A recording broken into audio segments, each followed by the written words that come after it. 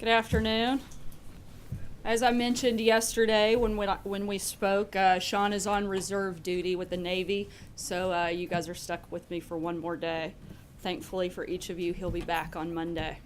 Yesterday we heard from the President, Vice President, and other administration officials and House Republicans about our historic first step to repealing and replacing Obamacare. As they said in the Rose Garden, this isn't a victory for any one politician or political party. It's a win for the American people. Democrats always claim that they're in favor of choice when it comes to health care, which is weird to me because Obamacare is the opposite of choice. Obamacare imposed the one-size-fits-all will of so-called policy experts in Washington, D.C. on states instead of allowing those closer to the communities to tailor their health care system to the unique needs of their people. The American Health Care Act returns flexibility and accountability back to the states where they can make informed decisions about their own populations. We look forward to seeing the Senate take up the bill in short order so that we can move even closer to giving the American people the health care system they deserve. We've got a few things going on, as usual, here in the White House and across the administration. This morning's jobs report showed that the president's economic agenda of serious tax reform, slashing burdensome regulations, rebuilding our infrastructure, and negotiating fairer trade deals is adding jobs across the country. We added over 2,000 new jobs in April, and unemployment fell to a 10-year low. We especially saw expansion in the sectors of the economy the president has had a particular focus on: construction, manufacturing, and mining. We've made some very important progress over the last 10 days, realizing a bold plan for tax reform, moving the health care bill through the House, and funding our government. The president and his entire team will continue this laser focus on creating jobs for hardworking Americans and growing the U.S. economy. It's also Cinco de Mayo, an opportunity for us all to celebrate the extraordinary contributions that Mexican Americans have made and continue to make in this country. Yesterday, at the president's personal request, the vice president joined Labor Secretary Acosta, the Mexican ambassador to the United States, and many others for a reception. The vice president closed his remarks by echoing the president's promise to show great heart as we move forward with real and positive immigration reform, and sharing the story of his own grandparents who themselves took a chance by leaving Ireland for the land of opportunity and freedom. Finally, on a much lighter note, I wanted to make sure to note that everyone at the Department of Interior is having their first ever Bring Your Dog to Work Day, becoming the first federal department to go dog friendly. According to Secretary Zinke, having dogs in the workplace can help reduce stress. And so if anyone is up for a field trip later, just let me know, because I'm pretty sure that everybody here could use a little stress reliever. And with that, I'll take your questions. John Roberts. Sarah, welcome to the podium. Thank you. By the way, from all of us. On the process. Does that mean you're going to be super nice today, right? On the process of getting the American Health Care Act through the Senate, there's some talk that they may have to go back to the drawing board. As you know, it was an awfully heavy lift getting the AHCA through the House. Does the president expect that the process in the Senate could be even more difficult?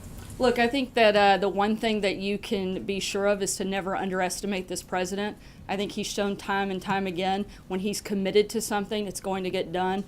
He's made no secret he's committed to reforming the healthcare system. You're going to see that process take place. We're not going to get ahead of the legislative process. We expect there to be some changes, but we expect the principles and the main pillars of the health care bill as it exists now to remain the same. It sounds like there could almost be wholesale changes here. And is it possible for I know that this is a little bit hypothetical because you don't know where this is going, but if the Senate makes substantial changes to what passed the House, is it ever going to get out of the conference committee? Look, again, I think that we're focused on the big principles of the health care bill: lowering cost, creating a competitive environment, flexibility, giving states the ability to make decisions within the healthcare system. We don't expect those things to change. Again, I feel like there will be some changes. That's part of the process, the legislative process. We fully anticipate that to play out, but we expect that the big piece of this is the fact that Obamacare is simply unsustainable. Democrats know that, Republicans know that, the American people know that. We have to have change. That's what we're going to get, and we fully anticipate that to take place. Sarah, the Senate tends to be a more deliberative body.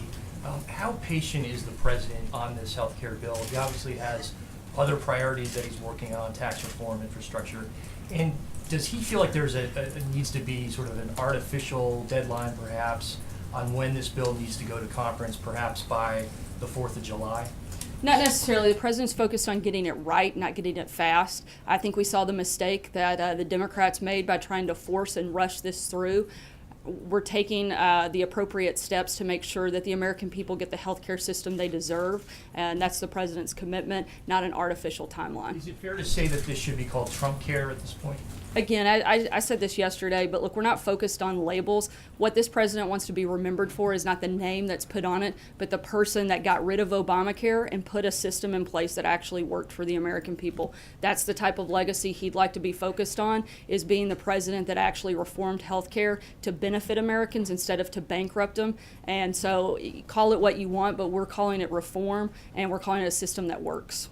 Sarah, Kristen? just to follow up on the question about the timeline, John Cornyn said, Senator Cornyn said, we're not under any deadline. I heard you say in your opening remarks that you expect the Senate to take this up in short order. So are you guys on the same page in terms of the timing? Absolutely. I said we expect them to take it up, meaning take up the conversation. Again, this is a process. We haven't put a timeline or a deadline. We want to get it right, not get it fast, and that's the focus. You acknowledge it could take months. Uh, Is that okay with the president? Is he willing to wait that long?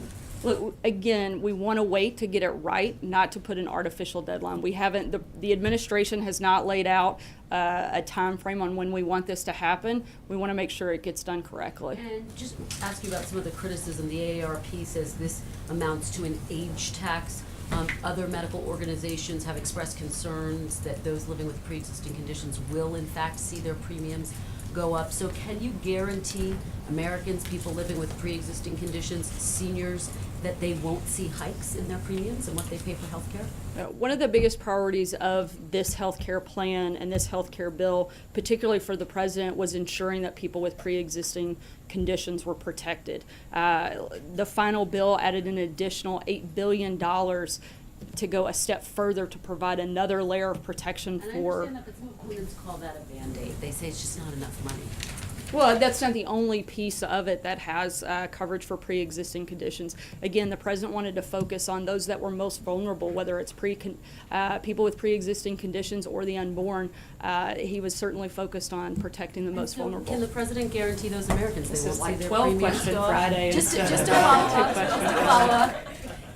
But can those with pre-existing conditions and older Americans be guaranteed that they won't see hikes in the prices they pay? That's the whole point of this bill, is to lower costs across the board, not just for those with pre-existing conditions, but to create competition so you have lower premiums, to give states flexibility. That's the entire purpose of reforming this system, is to have lower costs. So yes, that would be the goal, and certainly, again, the priority of the president. Margaret? Thank you, Sarah. Really interesting, and I thought surprising story in Politico saying that there's a plan by the Trump administration to gut the Office of National Drug Control Policy. And I'm just wondering if you could tell us, is that report correct, and why? Is the thinking I mean, obviously he cares about the opioid addiction problem. We've talked about that. He brought Chris Christie in the mix. What would be the reason for gutting that office, and is it to move it somewhere else? I've got a French election question also. I'll wait though. Look, my first piece of advice would never be to use Politico for a source of for your story, but in terms when it comes to the opioid epidemic, I think the president's been extremely clear this is a top priority for him. I certainly wouldn't get ahead of conversations about the budget. We haven't had a final document, and I think it would be ridiculous to comment on a draft version of something at this point. Would you loosely address the idea that he's contemplating a substantial cut to that office and to move that sort of work outside of that office? I'm not going to comment on ongoing discussions. Again, there's not a final document. When there is, we'd certainly be happy to discuss that. I think the bigger point here is the president has made very clear that the opioid epidemic in this country is a huge priority for him, something he is certainly very focused on tackling, and something that I think was ignored by the previous administration that won't go ignored in this one. Thanks, so I got French, I totally might in a second. French elections, we know President Obama has a dog in the fight. Does President Trump have a dog in the fight? If so, who, and if not, does he at least have a prediction on who's gonna take it and whether that matters? I haven't had the opportunity to have a conversation with him about whether or not he supports any particular candidate, but I can tell you that the president will work with whoever the people of France decide to elect. That's a decision that they need to make, but the president's committed to working with leaders across the globe to combat a whole host of issues, and certainly would do that with whoever the people elect. Thanks. Could you just address what the president, I have two parts, two questions I should say, I want to preface this, not 12 though. The president's comments yesterday, does he really think that Australia's government-run universal healthcare system is better than ours? I think he was simply being complimentary of the prime minister, and I don't think it was much more than that. Okay, and then I want to ask you about this case out of Maryland. As you probably know, the prosecutors have dropped the rape charges against the two undocumented teens accused of attacking that 14-year-old classmate. This White House was vocal on that case. From this podium, Sean Spicer said that a big part of the reason the president has made illegal immigration and crackdown such a big deal is because of tragedies like this. Did this White House unfairly jump to conclusions in this case? Look, I think that we're always looking to protect the American people. Sean was speaking about what he knew at the time, and certainly I haven't had a chance to dive into the latest on that, but we will, and we'll get back to you. You want to retract anything that the White House has said so far? I'm not going to retract anything without further information in front Can of I me. follow but up on that? certainly. Have you talked to Sean, and does he have any regrets about what he said? I have not talked to Sean. He is on Navy duty, where you don't get to carry your phone around very often, I don't Never? think. So, I mean, I talk to him every day, but I haven't yet today. So Sarah, when I do, I'll certainly ask him. On that question, is there a general danger that the White House, through its rhetoric, is animating too many people to jump to conclusions against immigrants, and in the process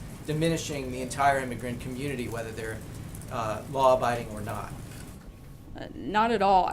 The president has been incredibly outspoken against crime in any form, fashion, certainly from his joint address to his speech last week on the Holocaust Remembrance Day. Look, this is a law and order president. He's focused on restoring law and order. We've seen a spike in crime and rates starting in 2015 across the board, not just in any particular sector. I think that's why he campaigned and talked so much about needing to restore law and order in this country. It's why he's focused on securing our border, stopping drug trafficking, human trafficking. Those are things that have been a priority for him, and I think that the reason is because he places such a high value on that.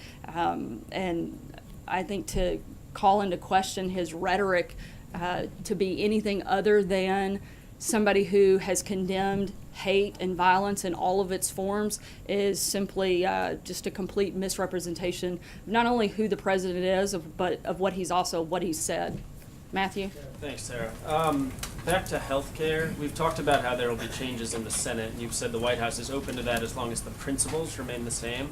I was wondering if we could get a little more specificity on specifically what principles and how they're represented in the current House bill. So, for example, is a state's ability to waive essential health benefits and the pre-existing conditions protections, that the Freedom Caucus negotiated so hard for, does that have to stay in the bill for the president to support it?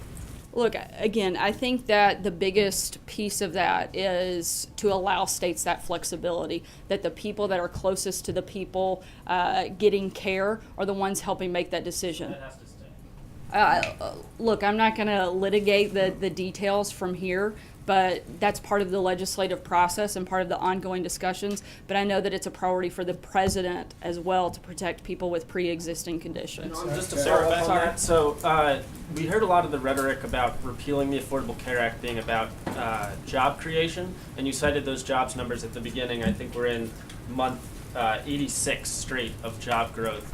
and we're hearing less of the talking point about Obamacare killing jobs. Does the president still stand by that this was a job killer and that that's a reason to repeal it, or has he moved on from that argument? I certainly think he stands by that comment. And how do you Absolutely. explain the consistent growth since that act was Well, I passed? think other things have taken place. Just because one thing may be killing jobs, that doesn't mean you can't have job growth in other sectors. Primarily, the places where we saw the most growth in this jobs report were in manufacturing, coal miners, other places. So I certainly think you can have job growth even when there are job-killing regulations. Sarah, back to the comment that the president made to the Australian Prime Minister. Are you saying that he didn't mean what he was saying when he said that they have a better healthcare system? I'm saying that the president was complimenting a foreign leader on the operations of their healthcare system, and that it didn't mean anything more than that. But he Carolee? doesn't believe they have a better healthcare system? I think he believes that they have a good healthcare system for Australia. Again, that's one of the biggest things that is wrong with Obamacare. It's tried to be a one-size-fits-all, and that's the opposite of what the plan is that we're putting in place right now. It allows for state flexibility. What works in Australia may not work in the United States. So I think, again, he was complimenting the Prime Minister, and we're focused on putting a healthcare plan in place that works here. Carolee? The Pentagon said today that a Navy SEAL was killed in Somalia first in quite some time. Does the White House has a comment on that? Is the president briefed on that? Should we expect a statement from him? The president has been briefed on that. He spoke directly with General McMaster earlier today. Obviously, we first and foremost want to express our deepest condolences and our deepest appreciation for all of the men and women in the military and the ultimate sacrifice that they paid, particularly this soldier and all of the others. The president has made it certainly a major priority to protect the men and women who protect us. That's one of the reasons that he wanted to put so much emphasis on rebuilding the military, and that was a priority for him in the budget. And again, our deepest sympathies and condolences go out to all of the men and women in uniform, and particularly this family. Should we expect a statement from him? From the president, I don't know at this time if he'll. I know he doesn't want to get ahead of the notification process, and that's still taking place at this point. Sarah. Abby? Hey, Sarah.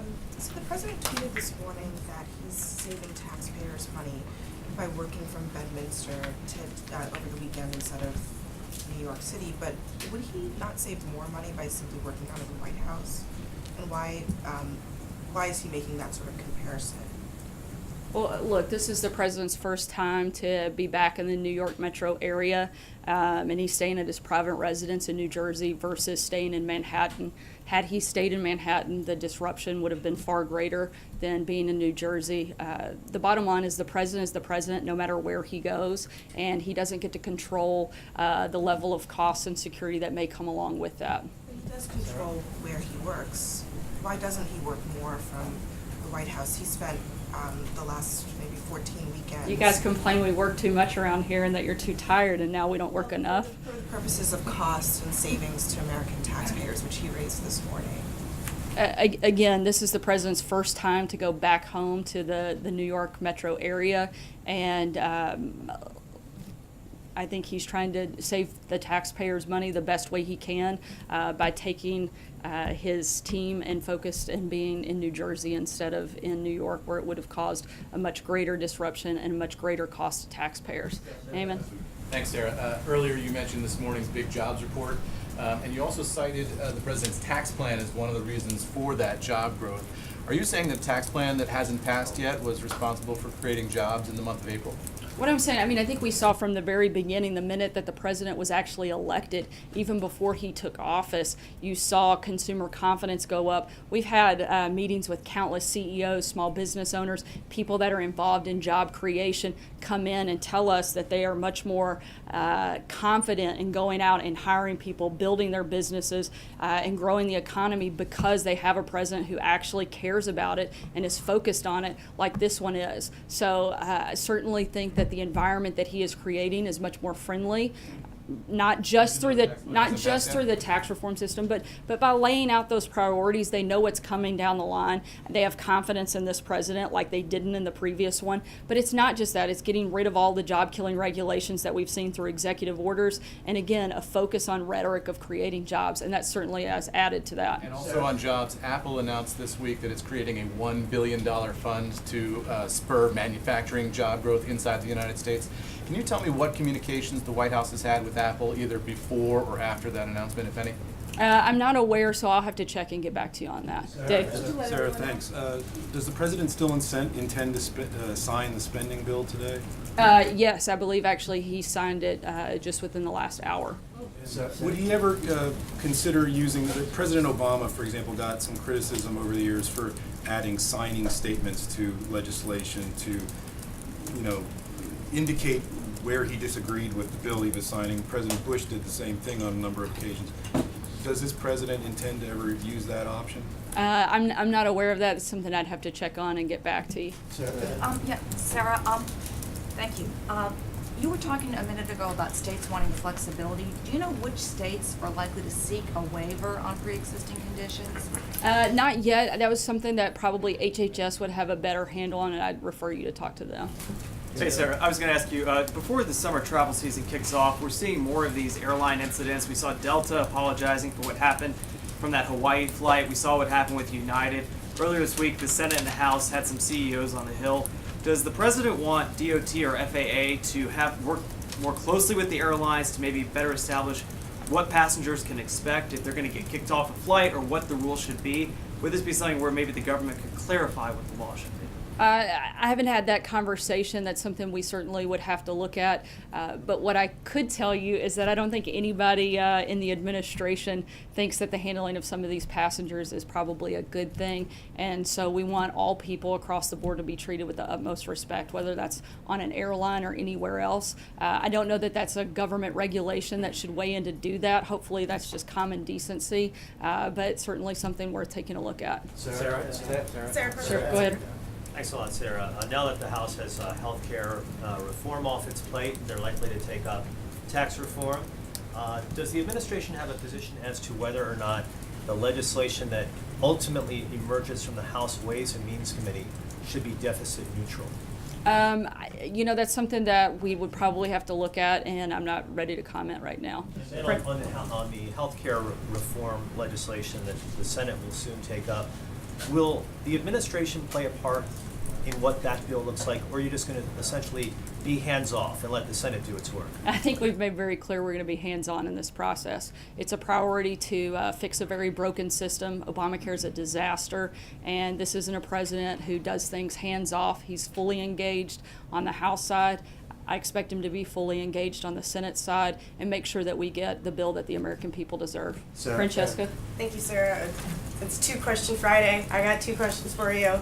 All right, the first one on Syria, about the de-escalation zones that they're talking about establishing. The administration has said that there's reason to be cautious about those. Could you elaborate on that and explain maybe what some of the reservations are for those de-escalation zones, and also how that plays into the safe zones the president has endorsed? Look, the president's expressed a desire to achieve peace in Syria. I think that's the broader mission, and we're looking at all ways in order to achieve that, and we haven't laid out any specifics any further than that at this point. Okay, sorry. Two questions. There's Two Questions Friday. The other question, there was a report today that said that there's an effort at the White House to start limiting the number of people in the senior staff meetings down from 15 to 8, and I was wondering first if there's any truth to that, and who are in these senior staff meetings these days? The 15 people, or the 8 for that matter, that are being left out? Sometimes you have big groups, sometimes you have small groups. Look, meetings vary from day to day around here. I'm not going to comment on the hundreds of meetings that take place in the White House every day. There's no specific effort, though, to keep them down into a smaller group, or to keep certain people out of those meetings at this point? I think it's ridiculous to think we're trying to keep certain people out of these meetings. I think one of the greatest assets of the president is his accessibility, and he talks with a number of people on his staff day in, day out, and that's not changing. John Gizzi? Yeah, thank you, Sarah. two-question Friday again, but first, congratulations on your first on-camera appearance. Thanks. We'll see how it goes. All right. Let's hold the champagne for a little while. Now. Now, I know you stated earlier that the president is neutral in the race for president of France. President Obama had a very gracious habit of calling the winner and the loser in internationally watched elections in Israel, in France, Egypt in its first election, and in Japan. Will the president do the same with the two candidates running in France? I would imagine that would be the case. He's made a practice of reaching out to foreign leaders across the globe, and I would imagine that he would do that once this election concludes. But I don't know that for certain, but I would imagine that takes place. Yeah. All right. So And the other, two questions, guys. Yes.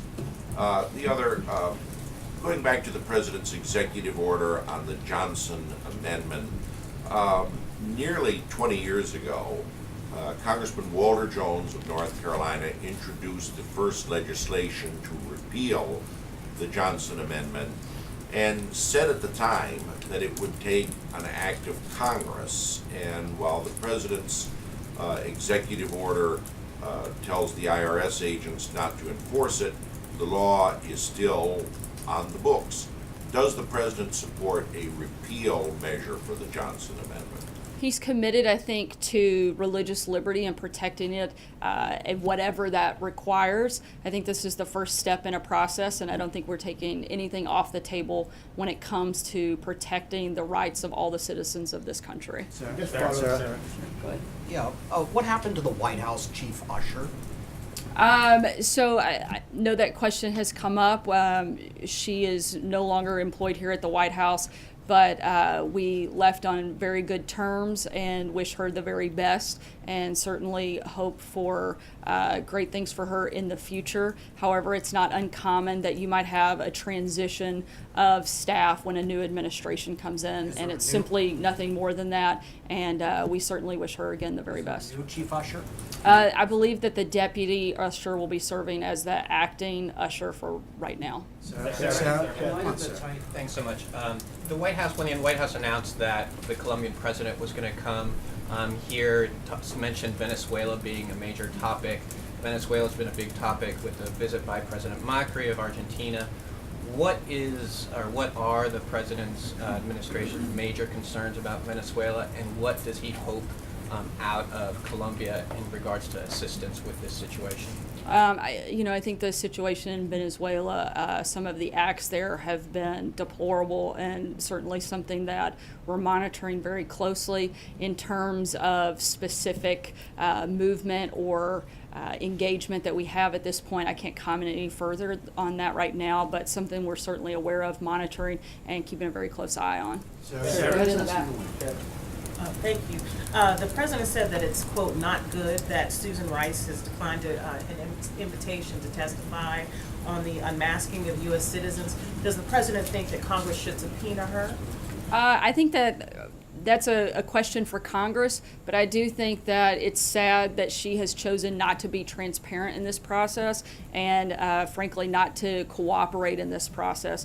We feel very confident that as all of this plays out, it will land on the right side of where we are, but I think it's unfortunate for her and has really no bearing for us. When in Israel, will the president meet again with Mahmoud Abbas, and if so, where? And also, is he planning to take that opportunity to deliver a more formal speech about how he sees a potential peace process? I don't know if any plans for that have been made, but we'll certainly keep you guys posted. I'll take one last question. Thanks, Blake. Sarah. Let me just wrap it up then with healthcare. Yesterday, you had said that it was the House wasn't waiting on the CBO. You gave the reasons why. You said today that you would like to see the Senate move in short order. However, they are waiting for the CBO to score this. So I'm just trying to figure out the timing of this. Is the White House okay with the Senate waiting for the CBO, even though it was justifying yesterday the House kind of breezing past it? I think that's something for the Senate to decide if they want to wait for that. Look, that's not something that's held us back. I think I know the gospel pretty well, and I'd say the CBO is not the gospel. They've been wrong before. They can certainly be wrong again. And I think, again, we'll let the Senate make a decision on whether or not they want to wait for that, but we feel very confident in where the plan is and moving it forward. Thanks, guys, so much.